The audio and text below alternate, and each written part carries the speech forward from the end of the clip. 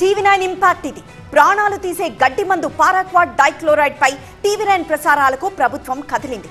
క్షణాల్లో ప్రాణాలు తీస్తున్న పారాక్వాట్ మందుపై అటు రైతుల్లోనూ అవగాహన పెరిగింది.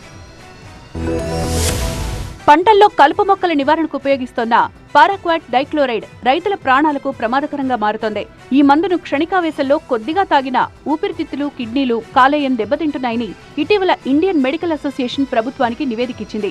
పలు రైతు సంఘాలు కూడా పారాక్వాట్ తో కలిగే నష్టాలపై ప్రభుత్వానికి నివేదిక ఇవ్వడంతో పాటు టీవీ9 కూడా ఈ గడ్డి మందుల వల్ల జరుగుతోన్న అనర్థాలపై వరుస కథనాలు ప్రసారం చేసింది.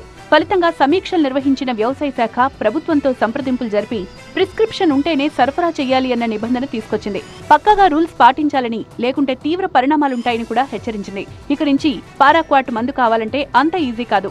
రైతులు ముందుగా మండల వ్యవసాయ అధికారులను సంప్రదించాలి.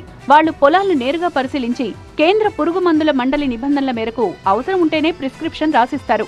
ఇక అనుమతున్న ఆ ప్రిస్క్రిప్షన్ తీసుకువెళ్తేనే పురుగుమందు దుకాణాల్లో పారాక్వాట్ డైక్లోరైడ్ ని ఇస్తారు. అంతేకాదు, వీటి అమ్మకాలకు సంబంధించి దుకాణదారులకు కీలక సూచనలు చేసింది ప్రభుత్వం. ప్రత్యేక రిజిస్టర్ను సైతం నిర్వహించాలని ఆదేశాలు జారీ చేసింది. ప్రభుత్వ నిర్ణయంపై హర్షం వ్యక్తం చేస్తున్న రైతులు అసలు పూర్తిగా నిషేధం విధించాలని కూడా డిమాండ్ చేస్తున్నారు. అంతేకాదు, కరీంనగర్ జిల్లా మన్నింపల్లి, జగిత్యాల జిల్లా లక్ష్మీపూర్ సహా పలు గ్రామాల్లోని రైతులు పారాక్వాట్ ను ఎట్టి పరిస్థితుల్లోనూ వాడబోమని ప్రతిజ్ఞ చేశారు. పారాక్వాట్ గడ్డి మందు వాడమని ప్రతిజ్ఞ చేస్తున్నాం. పారాక్వాట్ మందు వల్ల జరిగిన నష్టాన్ని తలుచుకుని పలువురు రైతులు తీవ్ర ఆవేదన వ్యక్తం చేశారు. ఎంతో మంది రైతుల ప్రాణాలను ఈ గడ్డి మందు తీసుకుందన్నారు. పూర్తిగా బ్యాన్ చేయడమే పరిష్కారం అంటున్నారు. మేము ప్రభుత్వం రిక్వెస్ట్ చేసేది బ్రాండ్ అది పారాషూట్ అనే దాన్ని షాపులకు రాకుండా దాన్ని నిషేధించాలి.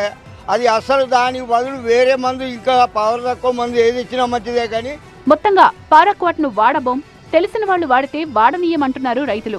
గడ్డి మందు అనర్థాలపై వరుస ప్రమాదాలతో రైతులకు అవగాహన కల్పిస్తోన్న టీవీ9 కి కృతజ్ఞతలు తెలిపారు.